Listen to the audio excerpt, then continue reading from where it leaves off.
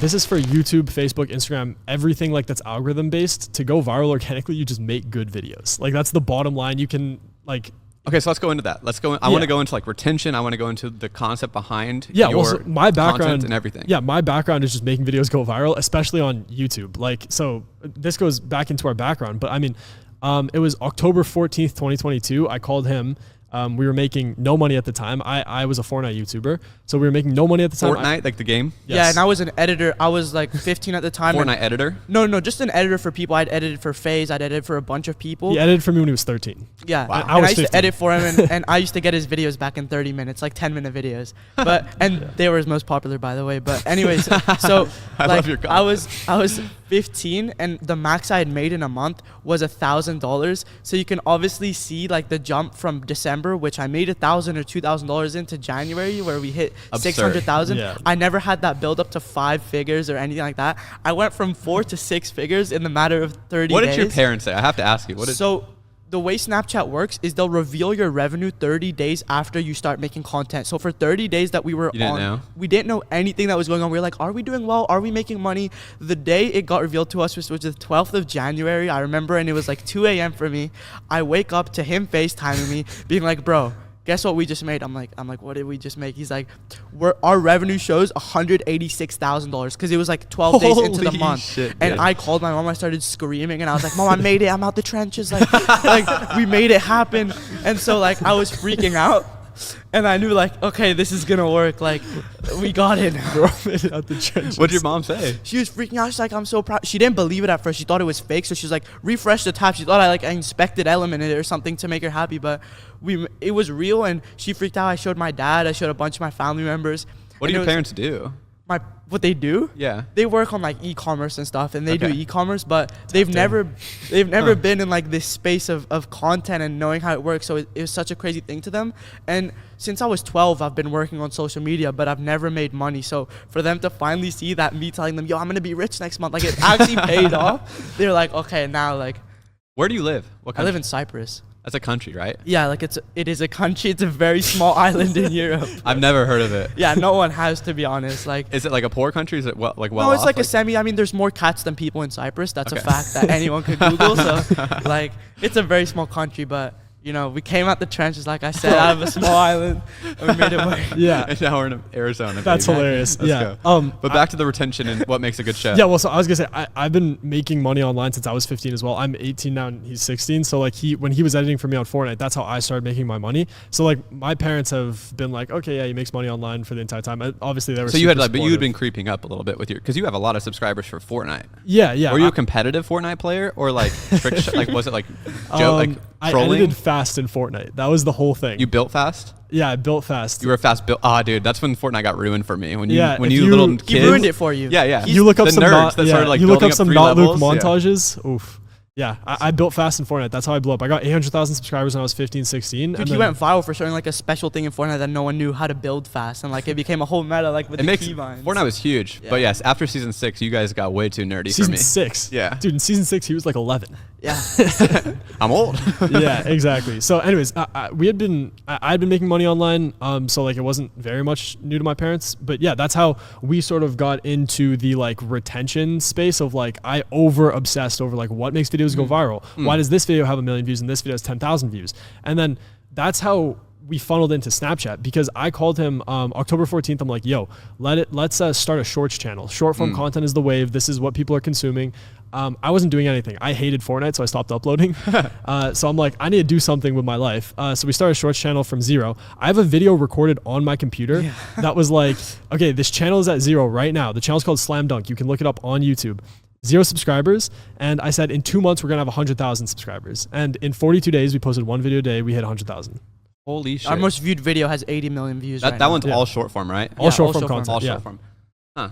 And in 6 months we hit 1 million on there. Okay, so let's first. If I wanted to make a Snapchat show today, how would we come up with an idea together right now that you think would work? What do you think about?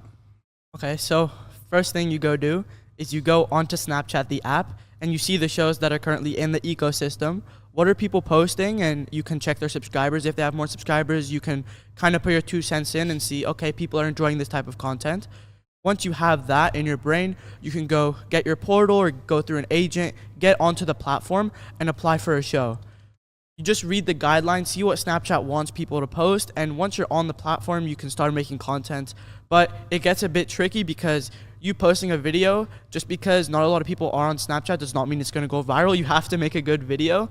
And in order to make a good video, I'd just say go post your video, see how many views it gets, and see the stats on it. See like the analytics, the CTR, the titles, and just basically analyze your content and make it better every single episode. And eventually something will hit, something will not hit. It's like sometimes your videos will do well, something they don't, but you have to learn how to create good videos. But how would you choose what like niche to go after? I mean, so this is just, there's a bunch of faceless YouTube channels. There's like the main niches of like sports, news and drama, crime, that type of thing. So, I mean, what we did, we just looked at what was doing good on Snapchat. We like go onto our Snapchat page, like what's doing good? And we're like, oh, well, we'll do a sports show, for example. And then we just pitched a sports show, and then sports show gets approved. And then it's really like half of the battle is getting the show approved. But then the main thing is like, okay, how do you actually get these videos to pull views? Because you'll start uploading and pull 0 views.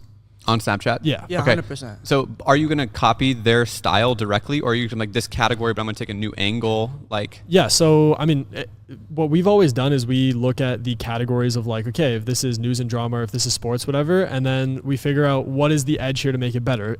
Are they uploading every 3 days? We'll upload every single day. Are they tapping into good intros? Are they like optimizing their content well? What is the voiceover like? Is the editing good? Like, so it's just like a million little things, and just like finding a slight edge could give you that much. Yeah, like what he used to do is he used to download these scripts from other shows. We'd like listen to the videos and then write every word they'd say, have the whole script transcribed on a Google Doc, and see like, okay, why would people stay here? Why would people find this interesting? And we just analyze everything, make notes, and eventually like we got the formula down, and we just kept working. What's the formula you have down?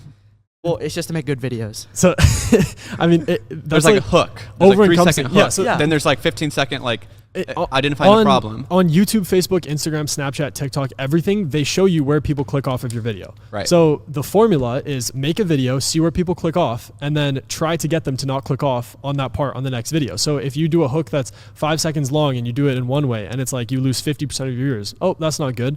Do it a 3-second hook. Do no hook. Just just get right into the video. So it's just like, it's sort of just hit and miss until you find something that works. If you look on the YouTube channel, the Shorts channel that we started, we have a formula down. It's like, okay, we do hook, leading in sentence. Leading in sentence? So it's like, I'd almost have to pull up a video to show you, which I can't do right now, but like we do a hook on like, okay, this is what we're going to talk about. And then we lead it into the next idea of like the development of the video. And it just sort of flows like that every single video. I mean, a lot of these big... What are all the terms of retention? Hook, leading in sentence, main story. What is it? They're not really terms. It's just like the beginning of your video is obviously the intro, the hook, what's going to reel people in. The middle of your video is the kind of bulk of the story to keep people entertained. And then the end is the kind of either the call to action or just the abrupt end of the video. People overcomplicate how to go viral on social media. These social media platforms will give you statistics for a reason, and you just need to read those statistics and you'll improve. People who don't have really experience with social media will go viral, and there's a reason for it. It's just because you make a piece of entertaining content. When you look at your retention graph and you see a dip in a certain section, you obviously know that section may not have been the best that it could be, and you just try new ways to make it better. If the second way doesn't work, you go on the third, and that's just basically what we did on the platforms we've worked on to go viral. It's really not, it doesn't get much deeper than that. There's no secret to anything. It's just you see what people enjoy and you capitalize on that, and then you just keep adapting with the way the world of the internet is. So maybe a year ago people would have enjoyed certain ideas and content formulas, but now people like different ideas because new creators pop up every day and there's new formulas that are being shown on YouTube, different styles of content. Yeah. So it's just very intuitive the way you need to blow up on social media. Just it's intuitive for you because you guys are young and you've consumed the content a lot. Yeah, exactly. It's the type of thing where it's probably easier for us to say than people who maybe like don't sit on TikTok for 12 hours a day. But